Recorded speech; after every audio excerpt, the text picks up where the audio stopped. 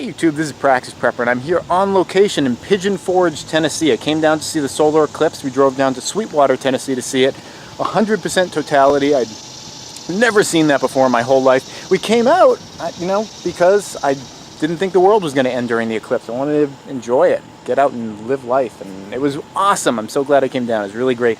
Today we're going to talk about something really critical: hanging up your laundry. You know, shit hits the fan, your laundry machine's not going to work, yo.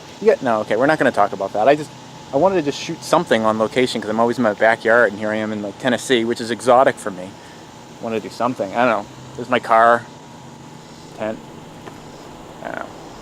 Let's cut to the intro and then I'll do something relevant.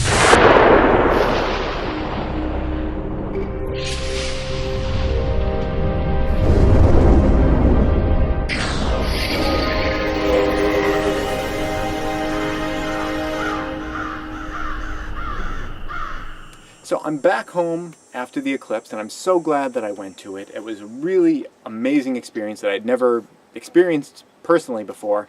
There were a lot of people that said, don't leave your house. You know, the North Koreans are going to attack on the day of the eclipse. You know, the gravitational tides of the moon or whatever are going to, unleash hell on the earth. And there's a reason why a lot of people think that preppers are nuts, because a lot of people who call themselves preppers aren't really operating from an evidence-based sort of vantage point. So I get that, why people think a lot of preppers are nuts. There's plenty of preppers I think that are totally rational. I think that I'm one of them. I prep against things that I think are likely, or at least are plausible in some way. In my EDC pack, I've got lots of stuff in my EDC pack, but the most frequently used things in my EDC pack are my water bottle. I bring some granola bars with me, nail clippers. I bring some extra cash in there in case I, don't have enough cash for something, and credit cards aren't accepted somewhere.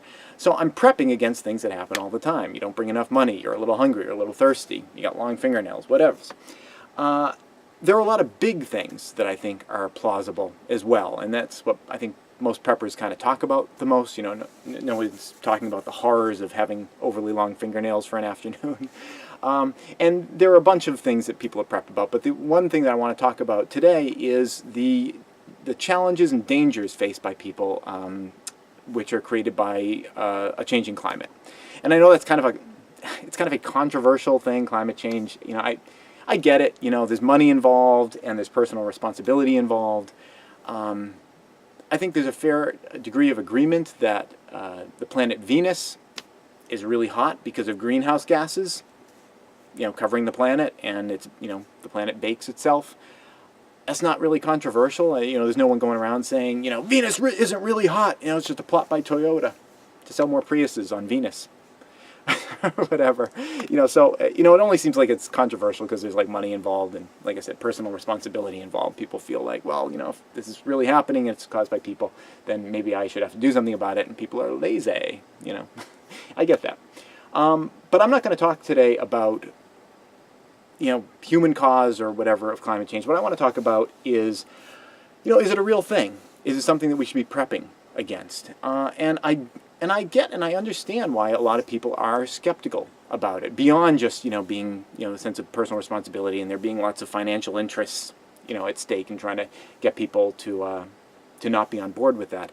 And I think it comes down to the same sort of reason that people are skeptical, sort of more scientifically minded people are skeptical of things like, we should prepare for the second coming of Jesus Christ, or, different biblical prophecies and things of that nature. People that are more science-based, are all like, well, that's ridiculous. That's just all blind faith of people just blindly believing whatever, their religion tells them that they should believe. But for climate change, it's really kind of the same thing if you think about it. We all have the ability to be scientists, but I'm not a scientist. I can do some scientific thinking, but I'm not a climate change scientist. And all the evidence and data that I see that I find compelling on the reality of climate change, and the reality that people are responsible, or at least mostly responsible for the changing climate. I know that there's solar cycles and things of that nature in there too. But the reason that I am compelled by that is by my faith in the scientific community. Now, I think that my faith is rewarded a little bit more than a lot of religious people's faith. I think that science demonstrates its correctness over and over on an ongoing basis, where scientific theories are proposed and they're very predictive of what's going to happen. Now that said, scientific theories are oftentimes proposed and they turn out to be wrong. But largely speaking, science is very good at correcting itself, and that's the reason that I have faith in it. But nonetheless, when I'm listening to climate change scientists, I'm not looking at their data and peer reviewing it. I'm listening to them and I have faith in what they've said about the topic. In a very similar way to people who are religious, in whatever religion they may be connected with, have faith in the religious leaders that they're listening to. So I think when it comes down to an individual level, it's faith either way you look at it.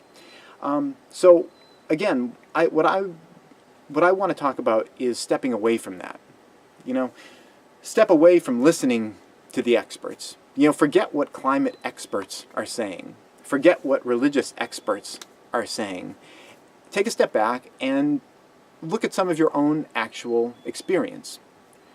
Should we be preparing for a changing climate?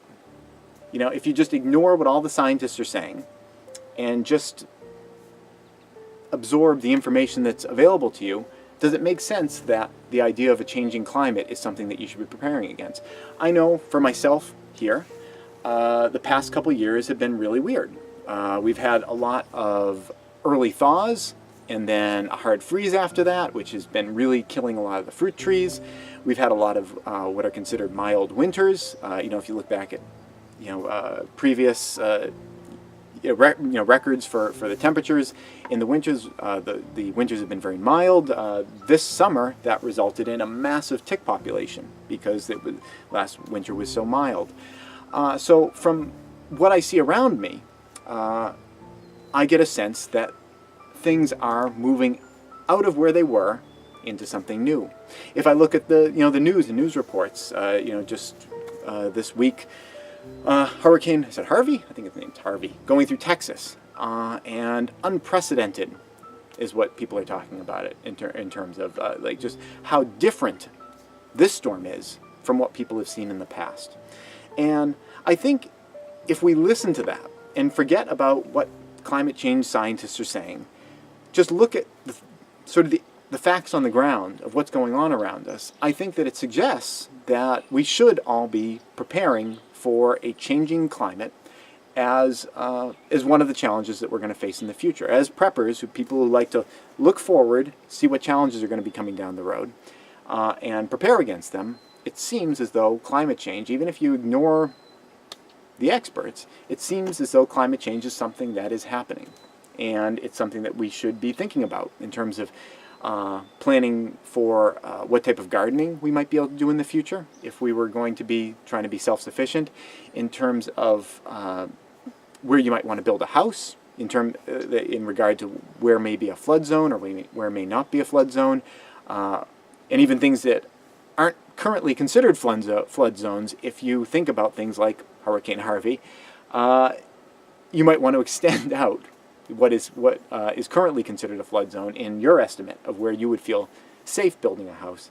And I think that that's really prudent. And if you want to just say, you're some leftist, libtard, whatever, that's fine. I think the more people like that don't listen to advice like this, kind of creates a self-correcting structure. You wanna just deny that all this is going on and build your house right next to a giant river that you want to just believe is never going to flood. That's a little Darwinian right there. So feel free to do that. That's fine. But I think it's prudent for people to think about it in those terms. Look at the evidence that you actually have in front of you, and make your decisions based on that. Because it is true that experts, no matter who you're listening to, there's an element of faith in that. And experts make mistakes, and I think you have to take some responsibility for making some of your own decisions as well. Now, that said, if you do come to the conclusion that it does seem as though we are living through a period of change in our climate, what do you do about that?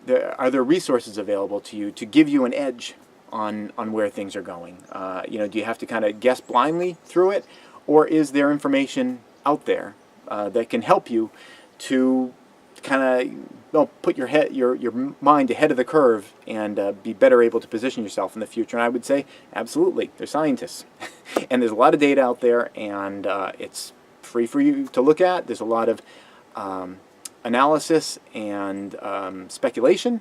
It's speculation, and climate models that are suggestive of what's going to be here in the future, and all of us can use that information to possibly make better decisions about what we want to do with our future. Now, is all that data perfect? Is it like crystal ball prophecy, and there's not going to be any errors within there? No, of course not. There's going to be errors in there. That's the way science works. Is it tries to do its best job it can, and then it just improves it from there. But those are useful tools for all of us to look forward and make possibly better decisions about where we may want to position ourselves in the future in regard to the one specific challenge of climate change. That's it. Thanks for watching.